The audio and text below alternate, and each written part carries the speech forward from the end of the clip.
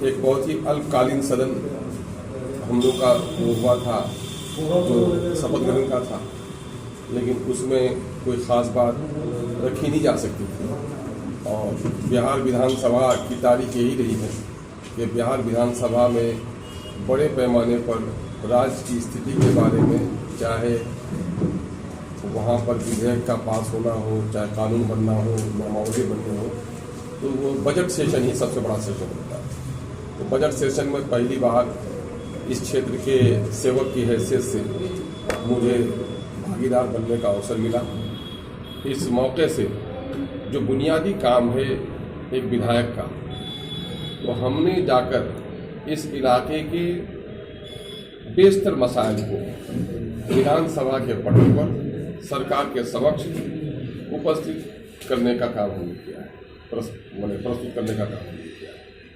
ये क्षेत्र जो कई एतबार से काफ़ी पसमानदा और पिछड़ा है, चाहे यातायात हो, चाहे पुल का अभाव हो, और एक दुखद समस्या जो यहाँ पर है, नदियों का कटाव हो, बाढ़ विस्थापन का मसला हो, ब्लॉक की स्थिति हो, हॉस्पिटल का मामला हो, स्कूलों के हालात हो, पलायन का मसला हो, इन तमाम तर मुद्दों पर हमने बड़ी जिम्मेदारी के साथ इस क्षेत्र की समस्याओं को सदन में पेश किया है। और उस पर कई अच्छी चीज़ें भी सामने में आई हैं।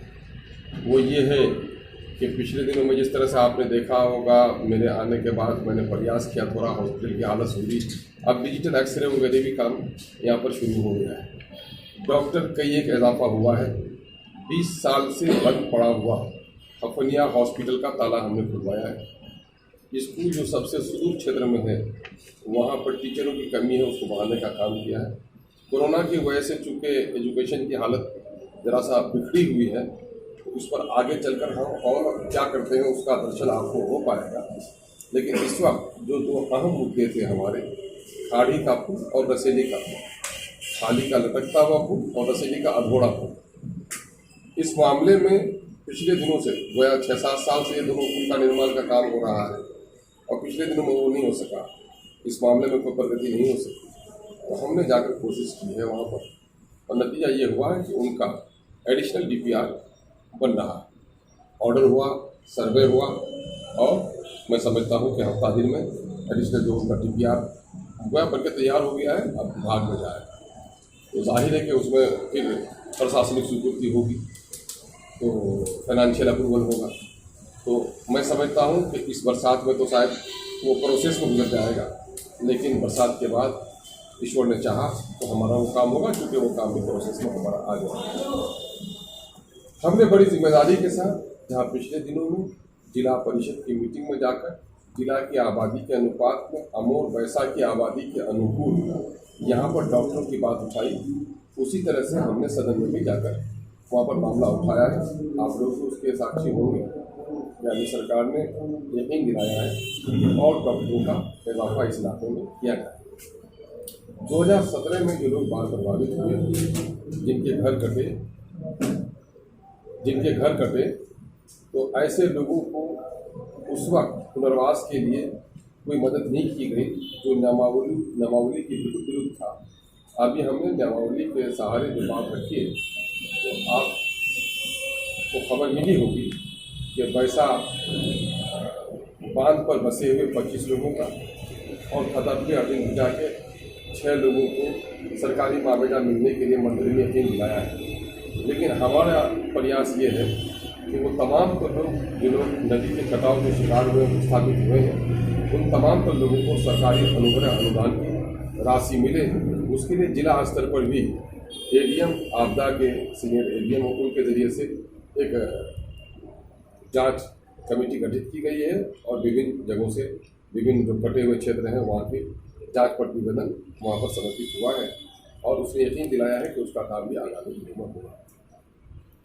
सबसे बुनियादी काम MLA का ये है कि वो अपने क्षेत्र के समस्याओं को लेकर सरकार के समक्ष प्रस्तुत करें। आपको सुनकर हैरत होगी कि जब सदन के अलावे भी मैंने मुख्यमंत्री से बात कि अमोर वैसा में 2000 लोग विस्थापित हुए हैं, तो वो भौचक हो गए। बोला कि आप बोलते हैं सैलाब का, जब से आप आए तो बोलते हैं, कोई तो बताया नहीं। मुझे ऐसा लगा कि पिछले दिनों में चूँकि यहाँ की इस स्थिति के बारे में सरकार को या सदन को अवगत भी नहीं कराया गया, जिसके नतीजे में हमारी बहुत सारी योजना नहीं है। लगभग 69 या 70 जगह की चिन्हित करके हम लोगों ने, जो आपदा मंत्रालय है, जो जल संसाधन मंत्रालय है, जिनमें कटाव वगैरह का काम कराना है, वहाँ से लेकर मुख्यमंत्री तक हम लोगों ने दिया है कि इन 70 जगहों पर हमारे कटाव का काम हुआ है, वहाँ पर कटाव में काम कराया गया। और आप जानते होंगे कि आखिरी बारिश के मौके से ही सर्वे होता है कटाव का, और वो अक्टूबर नवंबर में होता है। तो नवंबर में तो इलेक्शन शुरू हो गया था, अक्टूबर में ही कुछ जगह का सर्वे हुआ था, जो बहुत नाकाफी था। तो हम लोगों ने उसका फिर से सर्वे करवाया है। तो अभी महानंदा के तट पर अभी पीपलतरा हुआ, मिर्चान टोली हुआ, और नगरा टोली की क्या कहते हैं आपका मठुआ टोली वगैरह हुआ। कई योजनाएं हमारी सेंक्शन हुई हैं। हम लोगों की कोशिश है कि और कई योजनाएं सेंक्शन हो, उसके लिए भी हम लोग प्रयास करते हैं। ब्लॉक की हालत खास करके जो अभी आधार कार्ड के सिलसिले में जो दिक्कतें हो रही है, उस सिलसिले में भी 4 अतिरिक्त आधार सेंटर सेंक्शन हुए हैं। उसमें से तो शायद एक का नोटिफिकेशन भी हो गया है, 3 जगहों का और भी नोटिफिकेशन होगा, वो अनकरीब भी हमारा होने वाला है। उसके हम बड़े आभारी हैं अमोर वैसा के लोगों का, यहाँ के बुद्धिजीवी का, आम नागरिकों का, तमाम लोगों का, कि उन लोगों ने मेरी हैसियत से ज़्यादा हम पर विश्वास किया है, और हम उनकी उम्मीदों पर कितना पूरा उतरे हैं इसका जायज़ा तो वो लेंगे। लेकिन हम उसको सूचना देना चाहते हैं कि आपने जो हमें अवसर दिया, तो हमने इन जगहों पर आपका जाकर के काम करने की हमने कोशिश की है, और कई सफलताएं भी हमको मिली।